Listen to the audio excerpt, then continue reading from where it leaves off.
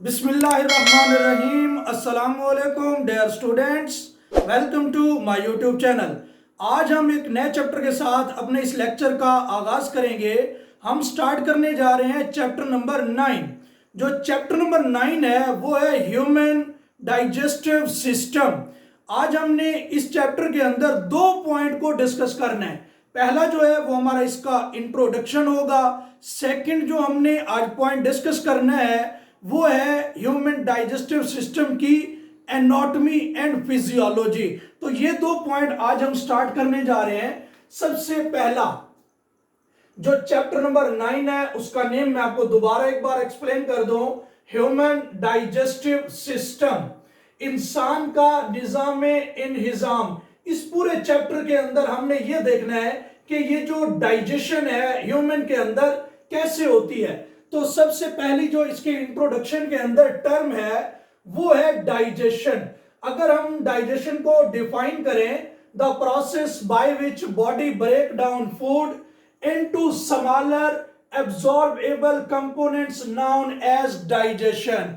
ये एक ऐसा प्रोसेस है जिसके अंदर बॉडी ब्रेक डाउन करती है किस चीज को, वो जो फूड हम अपनी बॉडी के अंदर ले जाते हैं उनके अंदर जो लार्ज या कम्प्लेक्स सब्सटेंसेस होती हैं उनको वो ब्रेक डाउन कर देता है कि इनके अंदर स्मॉलर या सिंपल कंपाउंड्स के अंदर वो स्मॉलर या वो सिंपल कंपाउंड्स जिनको हमारी बॉडी एब्जॉर्ब कर सके, सेल यूटिलाइज कर सके। इस प्रोसेस को हम नाम देते हैं digestion. What is the significance of digestion या इंपॉर्टेंस ऑफ डाइजेशन। जो डाइजेशन का प्रोसेस है इसका हमारी बॉडी को क्या फायदा है, इसकी क्या अहमियत है, उसके अंदर अगर हम देखें, जब भी ये डाइजेशन का प्रोसेस होता है स्मॉलर एब्जॉर्बेबल जो कंपोनेंट्स बनते हैं उनको सेल यूटिलाइज करते हैं किस चीज के लिए, एनर्जी के लिए और रॉ मटेरियल। तो ये दो पॉइंट हैं हमारे इस सिलेबस के अंदर कि इसकी जो सिग्निफिकेंस है वो एनर्जी प्रोवाइड करती है सेल को और रॉ मटेरियल। अगर मैं थोड़ा सा रॉ मटेरियल को एक्सप्लेन करूं तो जो रॉ मटेरियल है ये बॉडी के अंदर ग्रोथ करने में भी इस्तेमाल होता है, रिपेयरिंग के लिए भी इस्तेमाल होता है और बॉडी के जितने भी फंक्शन है उन फंक्शन को मेंटेन करने के लिए भी इस रॉ मटेरियल को यूज किया जाता है। ये था हमारा इसका सिग्निफिकेंस का पोर्शन। उसके बाद इसकी जो अगली इंपॉर्टेंस है वो है सपोर्ट द इम्यून सिस्टम। ये रॉ मटेरियल हमारे इम्यून सिस्टम को भी सपोर्ट करता है। कैसे? जो हमारा इम्यून सिस्टम है वो जो आगे सब्सटेंस बनाता है पैथोजेंस के खिलाफ या टॉक्सिक मटेरियल्स के खिलाफ, वो जो सब्सटेंस बनाते हैं उनके लिए जो मटेरियल जरूरत होता है वो भी यहीं से हासिल करते हैं। ये provide the essential nutrient, digestion इनको एसेंशियल न्यूट्रिएंट्स प्रोवाइड करता है इम्यून सिस्टम को, इंश्योर ओवरऑल हेल्थ, और ये हमारी सेहत को भी ओवरऑल इंश्योर करता है। जो पर्सन हेल्दी होगा इट मीन उसका इम्यून सिस्टम क्या होगा, स्ट्रांग होगा। तो ये था हमारे पास सपोर्ट द इम्यून सिस्टम। इसके बाद जो हमारा अगला और इसके इंट्रोडक्शन का लास्ट पॉइंट है वो है एफिशिएंट डाइजेशन। डाइजेशन तो होती है, अगर इनकम्प्लीट हो या वो डाइजेशन प्रॉपर ना हो, उसके प्रॉपर ना होने से साफ ज़ाहिर है बॉडी को जो है रिक्वायरमेंटल जो चीजें होगी वो कंप्लीट नहीं मिलेगी।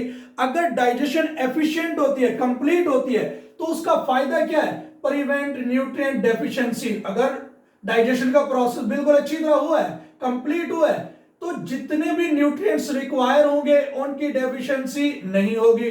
सपोर्ट मेटाबॉलिज्म, जो मेटाबॉलिक प्रोसेसेस हैं वो भी प्रॉपरली होंगे, मेंटेन एनर्जी लेवल और बॉडी का एनर्जी लेवल भी मेंटेन होगा। उसके बाद making it vital for the sustaining life, और ये जिंदगी को भी सस्टेन कराएगा, वाइटल एक अच्छे तरीके से कराएगा। अगला जो हमारे पास सेकंड पॉइंट है बड़ा जबरदस्त है वो है anatomy and physiology of digestive system. अगर हम अपने डाइजेस्टिव सिस्टम की बात करें, जो हमारा डाइजेस्टिव सिस्टम है इसकी स्ट्रक्चर को हम अगर देखें इंटरनल एनाटॉमी के लिहाज से, फिजिकली उनके फंक्शन के लिहाज से देखें तो वो कैसा है, इस टॉपिक के अंदर हमने देखना है। The human digestive system composed of gastro intestinal tract, gastro intestinal tract का बना हुआ है। ये जो हमारी खुराक की नाली है, फूड कैनाल है, ठीक है, एलिमेंट्री कैनाल है, ये सारी जो ट्यूब है ये बनी हुई है किस चीज की, गैस्ट्रो इंटेस्टाइनल ट्रैक की। ये ट्रैक जो है पूरे का पूरा अभी मैं आपको डायग्राम के अंदर क्लियर करता हूं। And also accessory digestive organs, हमारा जो डाइजेस्टिव सिस्टम है गैस्ट्रो इंटेस्टाइनल ट्रैक, और अपने साथ एसेसरी क्या ऐड कर रहा है, डाइजेस्टिव ऑर्गन्स को ऐड कर रहा है। इसको हम अभी डायग्राम के अंदर एक्सप्लेन करने जा रहे हैं जी। तो नेक्स्ट पार्ट को एक्सप्लेन करने जा रहे हैं हम। जो हमारा नेक्स्ट इसका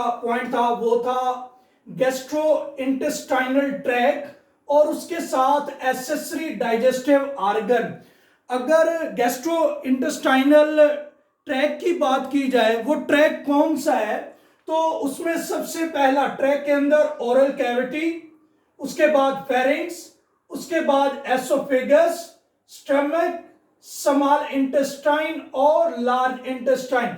ये आपने शॉर्ट क्वेश्चन के तौर पर याद करना है कि हमारे पास गैस्ट्रो इंटेस्टाइनल जो ट्रैक है वो किसके ऊपर कंसिस्ट है, तो उसमें आपने oral cavity, pharynx, oesophagus, stomach, small intestine, large intestine, ये याद रखना है। उसके बाद हमारे पास जो इसके पास इजाफी डाइजेस्टिव ऑर्गन है, हेल्पिंग ऑर्गन है, वो कौन से हैं, ये भी आपने शॉर्ट के अंदर याद रखना है।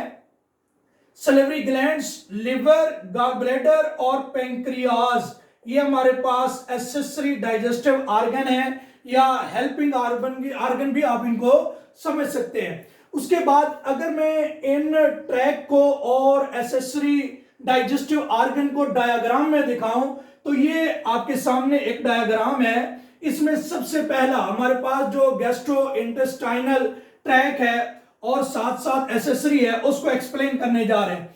हमारे पास जो ओपनिंग है इस डाइजेस्टिव ट्रैक की, वो है माउथ की मदद से। इसके अंदर वाला जो पोर्शन है, यहां पर जो कैविटी है, उसको हम नाम देते हैं ओरल कैविटी। ये जो ओरल कैविटी है, इसके अंदर सलेवरी ग्लैंड्स लगे हुए हैं। ये जो सलेवरी ग्लैंड्स हैं 3 जगह के ऊपर मौजूद है। इनकी पोजीशन हमने नेक्स्ट टॉपिक के अंदर एक्सप्लेन की करना है। और इसके पास मौजूद है टंग। यहां से ये ट्रैक आगे चलते हुए एक कॉमन डक्ट के अंदर जा रहा है, जो किसके लिए रिस्पॉन्सिबल है, फूड के लिए भी और साथ साथ एयर पैसेजवे के लिए भी। उसको हम नाम देते हैं फेरिंक्स। और इस फेरिंक्स के बाद ये ट्यूब आगे जा रही है, उसको हम नाम देते हैं एसोफेगस। एसोफेगस के बाद ये आगे एक जे शेप्ड ऑर्गन के अंदर ओपन होती है।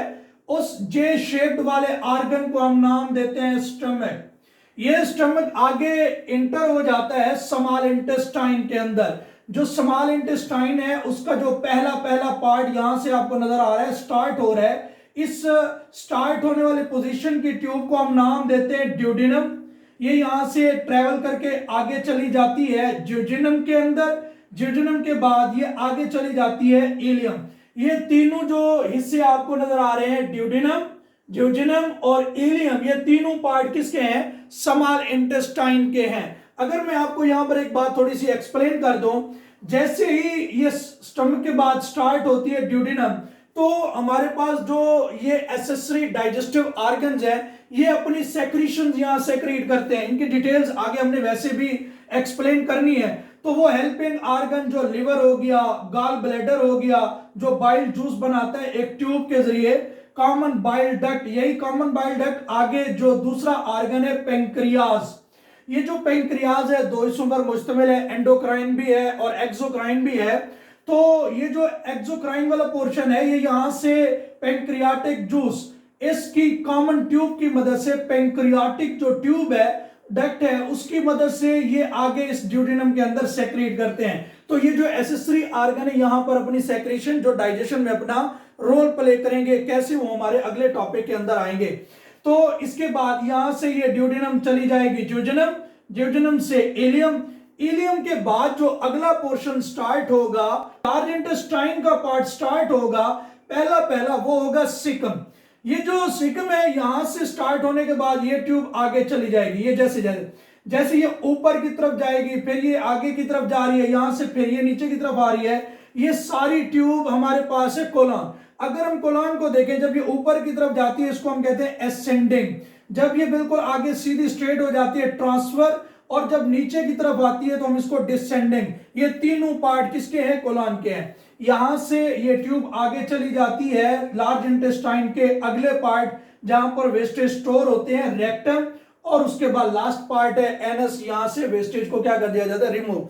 ये था हमारे पास आखिरी पार्ट जिसको हमने डायग्राम के ऊपर एक्सप्लेन किया, वो था गैस्ट्रो इंटेस्टाइनल ट्रैक, और साथ साथ जो हमारे पास थे वो थे एक्सेसरी डाइजेस्टिव ऑर्गन। ये था हमारा आज चैप्टर नंबर 9 का पहला लेक्चर, जिसको हमने इंट्रोडक्शन और gastro intestinal tract, accessory digestive organ के साथ एक्सप्लेन किया है। नेक्स्ट टॉपिक तक अल्लाह हाफिज।